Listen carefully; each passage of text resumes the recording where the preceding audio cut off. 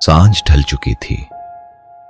गांव के बाहर फैले खेतों में हल्की हल्की ठंड उतरने लगी थी।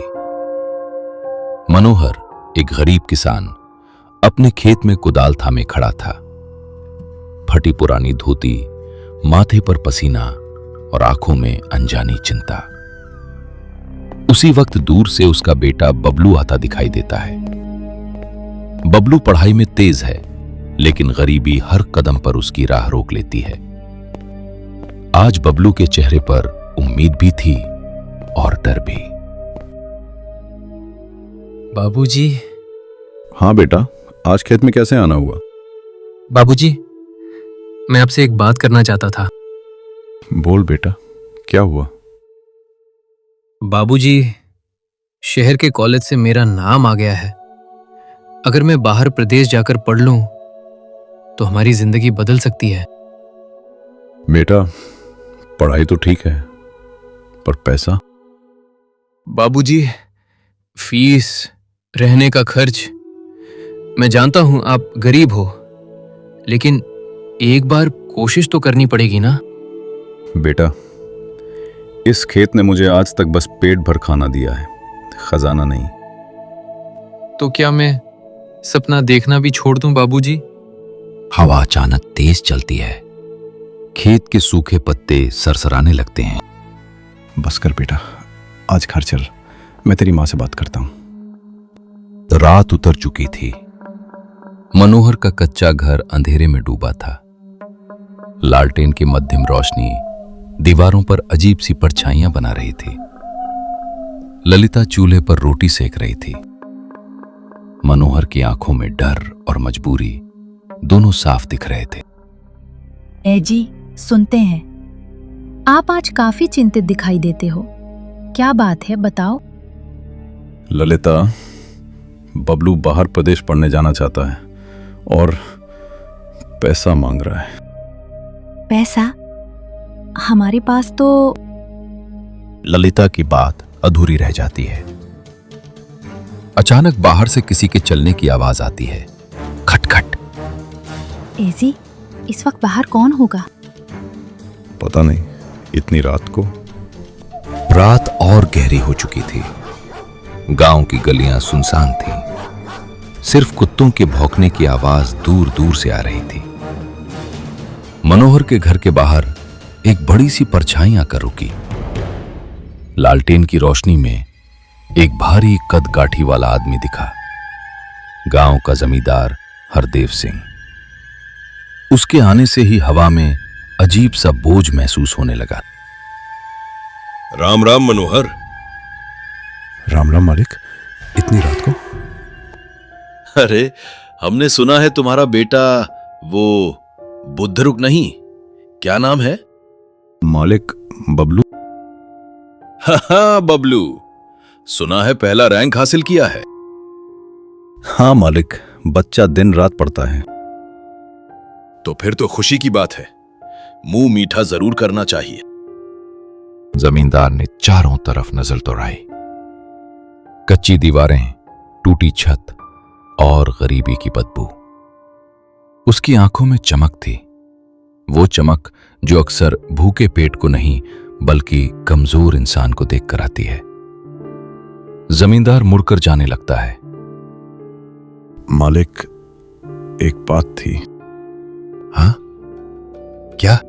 मालिक, थोड़े पैसों की जरूरत थी बच्चे की पढ़ाई के लिए। कुछ पल की चुप्पी।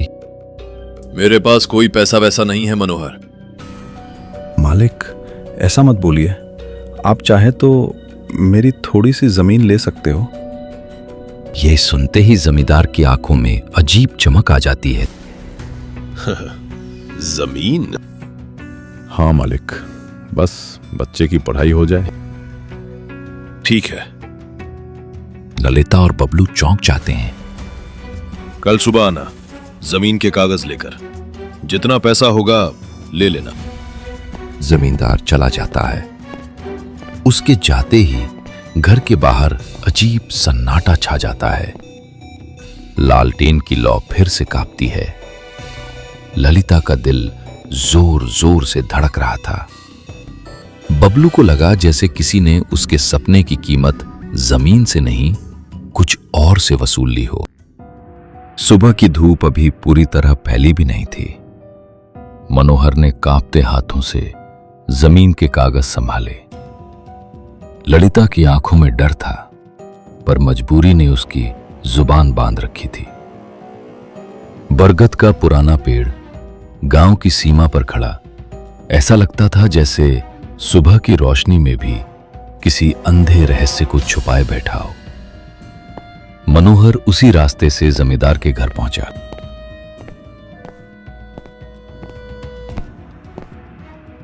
तो मनोहर, ले आए जमीन के कागज? हाँ मालिक, सब सही है। 3 बीघा है, अच्छी जमीन है। मालिक, बस बच्चे की पढ़ाई। चिंता मत कर, ये ले पैसे। जमींदार थैली आगे बढ़ाता है। धन्यवाद मालिक। अंगूठा लगते ही मनोहर को अजीब सा ठंडा एहसास हुआ, जैसे जमीन नहीं कुछ और उससे छिन गया हो। तभी जमींदार की आवाज भारी हो जाती है। मनोहर, एक बात ध्यान रखना, जी मालिक।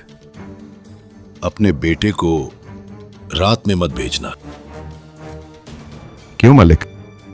बरगद के पेड़ के नीचे कुछ दिनों से किसी के दिखने का आभास हो रहा है। कौन मालिक? पता नहीं, बस शाम के ठीक 7 बजे कोई खड़ा दिखाई देता है। इसलिए कह रहा हूं, लड़के को रात में बाहर मत भेजना। मनोहर के कानों में बरगद का पेड़, शाम के 7 बजे, ये शब्द गूंजने लगे। वो जैसे ही बाहर निकला, बरगद की ओर नजर चली गई। दिन के उजाले में भी उस पेड़ की छाया असामान्य लग रही थी, जैसे कोई उसे घूर रहा हो। शाम ढलते ढलते गांव की सड़क पर हलचल पड़ गई थी। बरगद के पेड़ से थोड़ी दूरी पर एक पुराना ढाबा था। पीली बल्ब की रोशनी, धुएं की महक और चाय की खनकती केतली। ढाबे पर आज कुछ खास था। गांव का जमींदार हरदेव सिंह पहली बार वहां आकर बैठा था। उसके साथ 4-5 गांव के लोग भी थे। सबके चेहरे पर अजीब उत्सुकता थी। मालिक, आज आप हमारे इस ढाबे पर आए हैं? इतने सालों में तो कभी नहीं आए। आज अचानक? आज मन किया। मालिक, आज तो शाम कुछ अलग लग रही है। चाय और गरम कर दूं मालिक? कर दे, आज रात लंबी है। हवा में ठंड घुल चुकी थी। सड़क के उस पार वही रास्ता था जिससे होकर बबलू को कॉलेज के लिए जाना था। घड़ी की सुई धीरे धीरे 7 बजे की ओर बढ़ रही थी। मालिक, वैसे आज आप यहां क्यों बैठे हैं? आज मनोहर का बेटा बबलू इसी रास्ते से बाहर जाएगा कॉलेज के लिए। अरे वही लड़का जिसकी जमीन बिक गई? हाँ, वही। तभी दूर से बबलू आता दिखाई देता है। कंधे पर छोटा बैग, आंखों में सपने। बबलू का दिल तेज धड़क रहा था। उसे नहीं पता था कि उसके रास्ते में आज कौन बैठा है। जैसे ही वो ढाबे के पास पहुंचा, जमींदार की नजर सीधे उस पर जा टिकी। ओए लड़के, जी कहां जा रहा है ऐसे? मालिक, कॉलेज जा रहा हूं। कॉलेज? तेरे जैसे किसान के बेटे कॉलेज जाएंगे अब? मालिक सही कह रहे हैं। मालिक, पढ़ लिख कर कुछ बनना चाहता हूं। बनना चाहता है? किसके पैसों से? जिस जमीन पर तू खेला वो तो अब मेरी है। याद रखना लड़के, कुछ रास्ते हर किसी के लिए नहीं होते। ढाबे की चाय ठंडी हो चुकी थी। हवा एकदम सन्नाटे में बदल गई। बरगद के पेड़ की छाया धीरे धीरे सड़क पर फैलने लगी। घड़ी ने 7 बजने का इशारा किया। बबलू को लगा जैसे किसी ने पीछे से उसे देखा। जमींदार के तानों ने बबलू के दिल में आग भर दी थी। उसके कानों में बार बार एक ही आवाज गूंज रही थी, तेरे जैसे किसान के बेटे कॉलेज जाएंगे।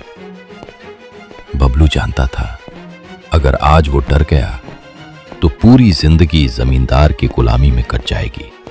नहीं, मैं पीछे नहीं हटूंगा। पढ़ाई नहीं की तो जिंदगी भर खेत और जमींदार ही रहेंगे। वो गहरी सांस लेता है। चाहे जो हो जाए, मुझे जाना ही होगा। बबलू ने वही रास्ता चुना जिसे गांव वाले शैतान का रास्ता कहते थे। बरगद का पेड़ अब बिल्कुल पास था। उसकी जड़ें जैसे जमीन से नहीं किसी और दुनिया से जुड़ी हों।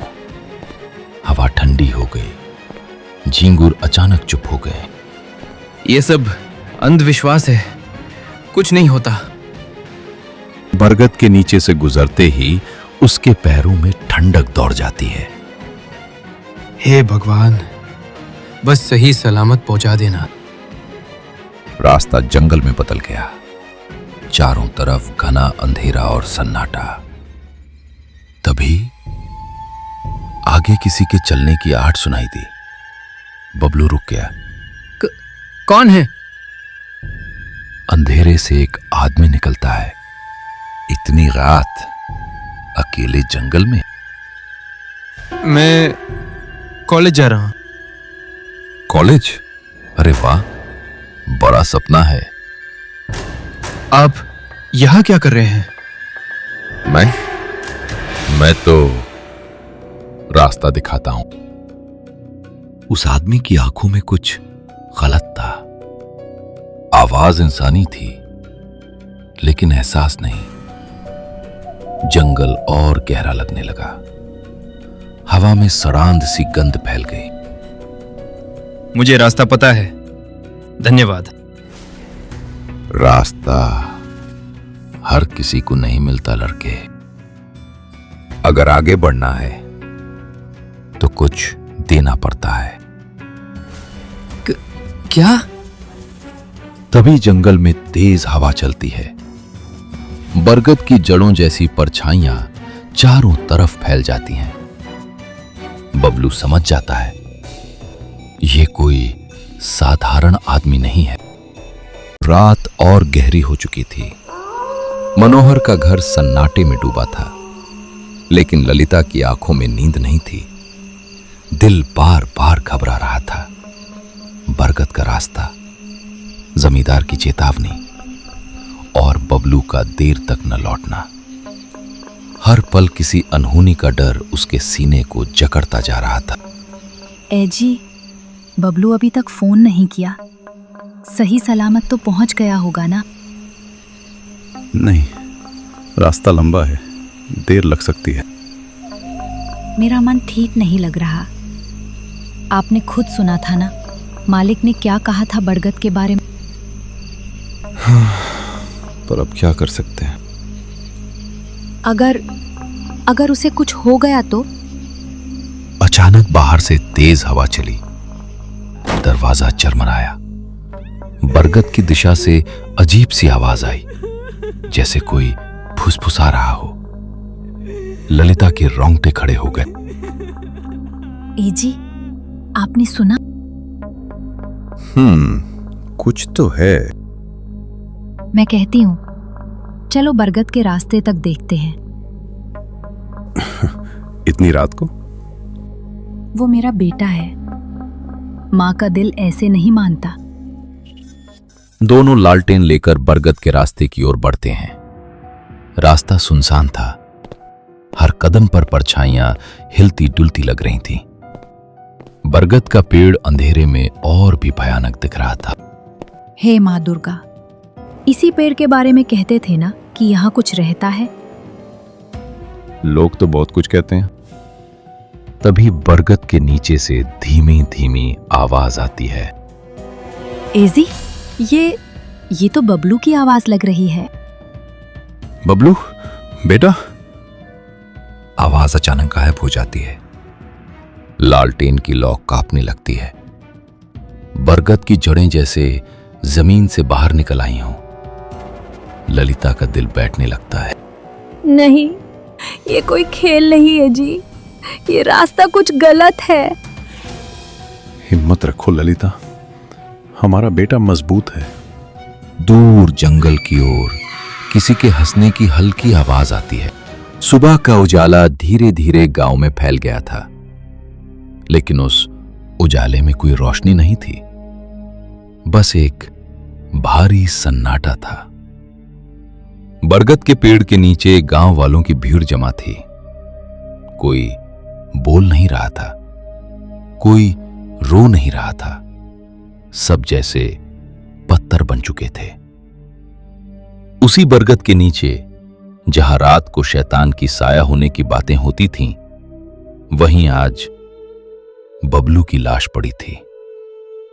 आंखें खुली थीं, जैसे कुछ कहना चाहती हूं। होंठ सूखे थे, जैसे आखिरी पल में भी मां को पुकारा हो। बरगद की जड़ें उसके शरीर के पास तक फैली थीं, मानो उसे जकड़कर अपना बना लिया हो। ललिता की चीख पूरे जंगल को चीरती हुई निकल पड़ी।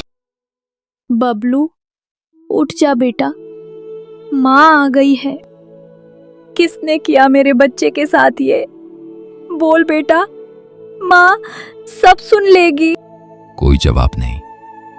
मनोहर धीरे धीरे आगे बढ़ा। उसके कदम कांप रहे थे। जिस बेटे के लिए उसने अपनी जमीन बेच दी, आज वही बेटा मिट्टी में मिल चुका था। मनोहर ने बबलू के सिर पर हाथ रखा। ठंडा, बिल्कुल ठंडा। उस पल मनोहर की रीढ़ टूट गई। हे भगवान, इसी दिन के लिए मैंने अपने बेटे को पाल पोस कर बड़ा किया था। तूने मुझसे जमीन ली, मेहनत ली, अब मेरा बेटा भी ले लिया। हमने क्या बिगाड़ा था किसी का? गांव में शांति छा गई थी, लेकिन यह शांति सुकून की नहीं थी। यह शांति मौत के बाद की थी। बरगद का पेड़ हवा में धीरे धीरे हिल रहा था। उसकी पत्तियां सरसराकर मानो कुछ कह रही हों। जमींदार दूर खड़ा सब कुछ देख रहा था। उसके चेहरे पर न दुख था, न हैरानी, बस एक अजीब सी ठंडी चुप्पी।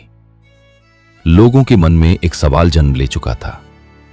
क्या यह सिर्फ मौत थी या किसी सौदे की कीमत? गांव पर फिर से रात उतर आई थी।